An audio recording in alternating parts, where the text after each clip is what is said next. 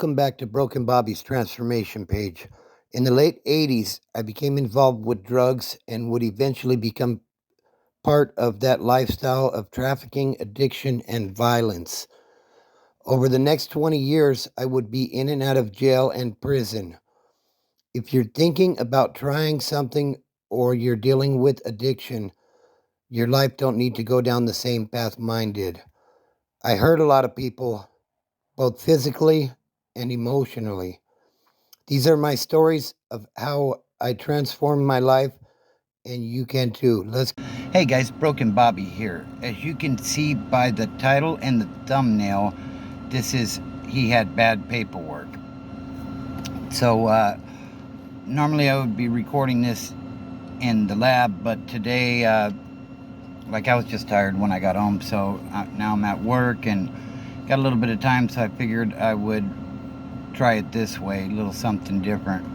Anyways, so paperwork, the black and white, P-dubs, lots of different names for basically your criminal history. And this is a very important, intricate part of doing time, because if you're on a general population yard or mainline GP, they definitely want to see your paperwork. The thing is, you don't want to program around people that you're unsure of their charges. You could have some funny S offenses or something along those lines, and we don't program with people like that. So it's very important to have that information available. So when I got to reception, I didn't have my paperwork, and right away they instructed me that I needed to request a 128G. Now, what a 128G is it's like your entire criminal history, basically, from the time you turned 18. Anything you've ever been arrested for, like, it tells the complete story. And the reason it's important to get the 128G is that it does tell the complete story. I've seen guys present paperwork like from the case they're on now, but they have they have skeletons in the closet, basically.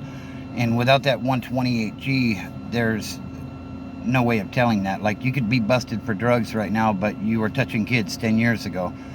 And there was a guy, he was out of Tulare County. I was in reception in North Kern, and he presented his paperwork, and it was a similar situation like that. He was in on a simple possession charge, and he was programming. And one night, he gets called down for legal mail. Now, this is dorm living. I'm living upstairs, and he's my bunkie. And then we got a couple of Southsiders next to us, and we would always share pictures and stuff like that. We'd get a letter from home or something. Like, we were very friendly. So he gets called down there for some legal mail, and when he comes back up, he looks like he's seen a ghost. Like, he's a white guy, but he's really white today. And I tell him, hey, let's see what you got, bro. And he was a little hesitant, but he handed the paperwork over. And it was from his parole officer explaining that he was on a violation for inappropriate relations with an 11-year-old. And I seen this, and my mind was blown. I was like, what the hell? So, like I said, there's a couple Southsiders on the next bunk. I told them, hey, keep him here. And I went over. Now, at this time, I was like the front man, if you will, for the whites. Level 4 Larry, who was the original shot caller in reception, had moved on already, and nobody wanted to take the keys because reception's just a cluster, and I didn't want the keys. Like, I'm a first termer. Like, I was pretty well educated, but didn't want nothing to do with that. So this other guy, Joey, said he would take the keys, but I would be the point of contact for other races, basically. So if there was an issue, I would bring that issue to the other races. And so anyways, long story short, I'd take the paperwork over to Joey, and he puts a plan into motion real quick. Get him to the rear restroom upstairs, which is where all of the disciplines and stuff happened. Now, we didn't have any pieces in reception where we were at. So the plan was to send teams in there 2 at a time and just completely wreck this dude. So we get him back there to the rear restroom. Well, somebody gets him back there. I'm not sure who it was. I went in on the first wave, and basically it was get in there, get your money real quick, then the next team jumps in. And this went on for a couple of minutes, and dude starts yelling and screaming. Like, he was pretty wrecked. I mean, it was just hands and feet. Like I said, there were no weapons, but this is the kind of things that happen in prison. And the thing is, even though I've moved on with my life now, I still check paperwork on everybody that, if you come over to my house, I've ran a make on you. Believe that. With the thing is, paperwork has evolved. It used to be you present somebody with the black and white, and that was that. That stuff could be faked and stuff.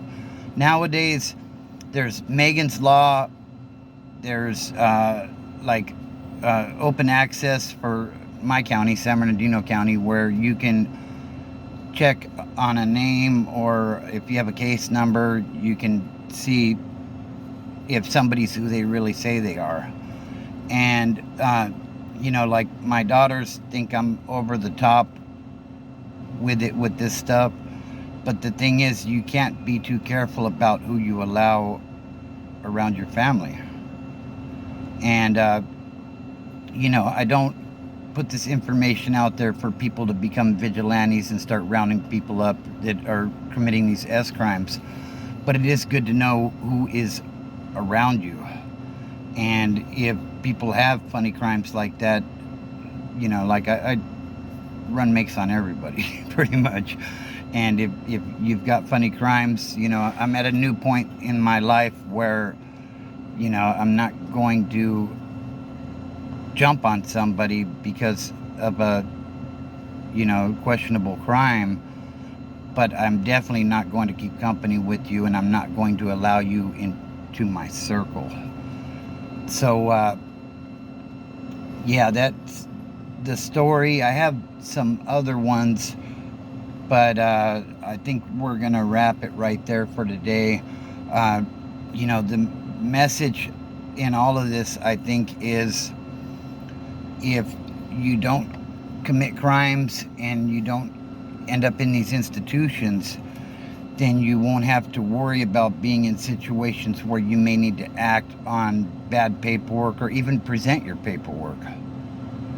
So I hope everybody is having a great week. We're almost getting to the end here. Family, fitness, and freedom are the things that allowed me to get my life together, and they can assist you as well in whatever it is you're trying to overcome. I was an addict for a long time, and if I'm able to do it, you're able to do it as well.